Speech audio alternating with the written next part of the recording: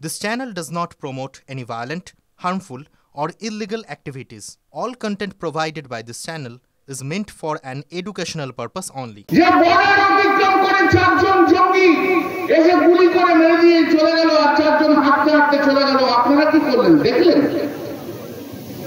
কোথায় ছিল আপনার বিএসএফ? কোথায় ছিল আপনার আর্মি? কোথায় ছিল আপনার সিআরপিএফ সেদিন? আগে ভারতবর্ষের মানুষের কাছে স্বীকার করুন, পহেলগাঁওয়ে ইনসিডেন্ট হয়েছে, তার জন্য দোষী আপনারা, গাফিলতি আপনাদের কাছে ছিল। আপনাদের জন্য পহেলগাঁওয়ে ইনসিডেন্ট হয়েছিল। আপনারা এত বড় অপদার্থ প্রধানমন্ত্রী, আপনি এত বড় অপদার্থ হোম মিনিস্টার যে বিএসএফ থাকে না, সিআইএসএফ থাকে না, চারজন লোক বাইরে থেকে চলে আসে, গুলি করে মেরে দিয়ে চলে যায়, আর হাঁটতে হাঁটতে চারজন চলে গেল। আপনারা আজও পর্যন্ত ধরতে পারলেন না। ভারতবর্ষ কখনো এরকম অপদার্থ প্রধানমন্ত্রী পায়নি। ভারতবর্ষ কখনো এত অপদার্থ হোম মিনিস্টার পায়নি। হাঁটতে হাঁটতে এসে গুলি করে মেরে দিয়ে আবার চলে গেল। যুদ্ধটা শুরু হয়েছিল যখন যুদ্ধ শুরু হওয়ার আগে সমস্ত পলিটিক্যাল পার্টির নেতাদের আপনি ডেকেছিলেন, চিফ মিনিস্টারদের সঙ্গে কথা বলেছিলেন। বিভিন্ন রাজ্যে যারা আপনাদের বিরোধী, আমাদের রাজ্যে মমতা বন্দ্যোপাধ্যায় পর্যন্ত বলেছিল দেশের নিরাপত্তার স্বার্থে, দেশের স্বার্থে আপনি সমস্ত পদক্ষেপ নিন, আমরা আপনার সঙ্গে রয়েছি। সারা ভারতবর্ষের মানুষ বলেছিল, বিরোধী দল বলেছিল। যুদ্ধ শুরু করলেন, যুদ্ধ হচ্ছে। যুদ্ধ শুরু করলেন, যুদ্ধ হচ্ছে।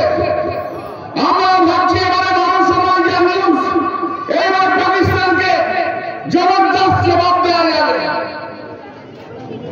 আমরা যখন ভাবছি এবার পাকিস্তানকে জবরদস্ত জবাব দেওয়া যাবে, যখন ভাবছি পাক অধিকৃত ভারতবর্ষ সেটাকে রিকভারি করা যাবে, আপনি হঠাৎ করে সিজফায়ার করে দিলেন।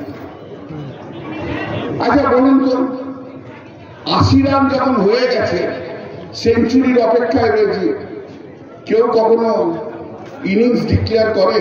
বলুন তো আপনি আমাকে, করে কেউ? ৮০-৮৫ রান রয়েছে, আর কয়েকটা রান নিলে সেঞ্চুরি হবে। সেঞ্চুরির জন্য অপেক্ষা করছে গোটা ভারতবর্ষের মানুষ। সবাই ভাবতেছেন এবার সেঞ্চুরি, আর পাকিস্তানকে আমরা উড়িয়ে দেবো, পাক অধিকৃত কাশ্মীর তুলে দেবো। সিজফায়ার কেউ করে? আপনারা অনেক ক্রিকেট খেলেন না? ক্রিকেট খেলেন না? ক্রিকেট খেলা দেখেন তো? হ্যাঁ কি না? আরে দেখেন কি দেখেন না? ৮৫ রান যখন ব্যাটসম্যান করবেন কি বলেন? চলো সেঞ্চুরি করো, সেঞ্চুরি করো, সেঞ্চুরি করো, বলেন কি না? আরে সেঞ্চুরিটা হোক, তারপর তো হবে যা হবার, তাই তো? উনি ৮৫ রানে ডান ডিক্লেয়ার করে দিলেন। কেন? ডোনাল্ড ট্রাম্প বলেছেন তাই জন্য।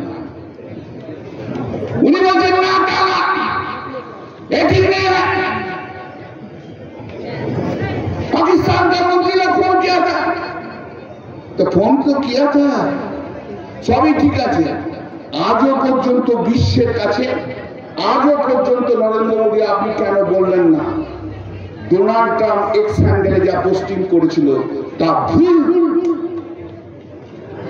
আমি এগিয়েও তো অনেক কিছু বলেছে না, এই মন্ত্রী ফোন করে দেয়, এই সারাদিন করে যে চারটে ওসব দেওয়ার দরকার নেই, স্টেট কথা স্টেট উঠতো।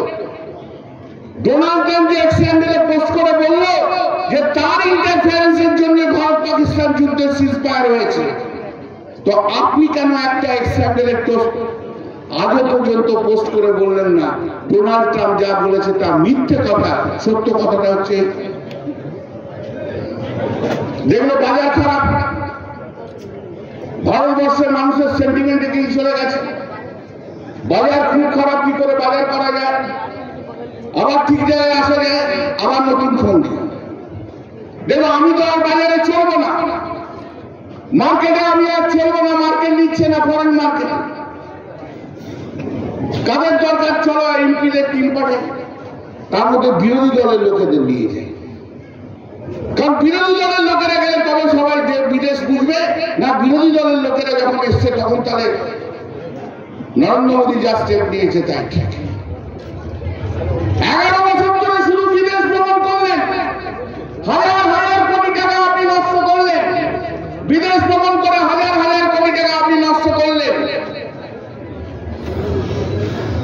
কিন্তু বিদেশের কাছে মুখ দেখানোর মতো পরিস্থিতি আপনি ছিলেন না সেদিনকে।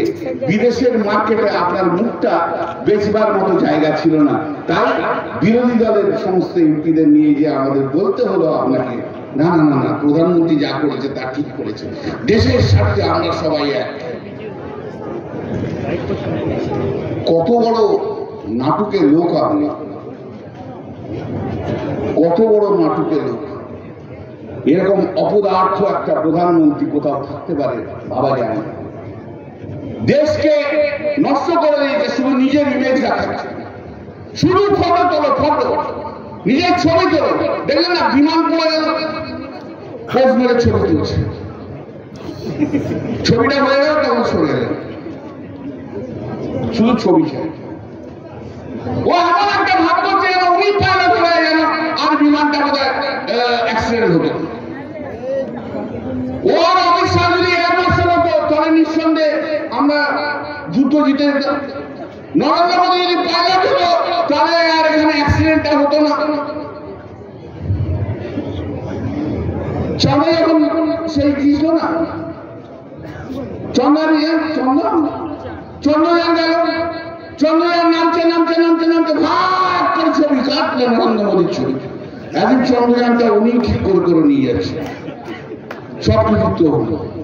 আর্মির কোন কৃতিত্ব নেই, সিআইএসএফের কোন কৃতিত্ব নেই, বিএসএফের কোন কৃতিত্ব নেই, সব কৃতিত্ব নরেন্দ্র মোদী।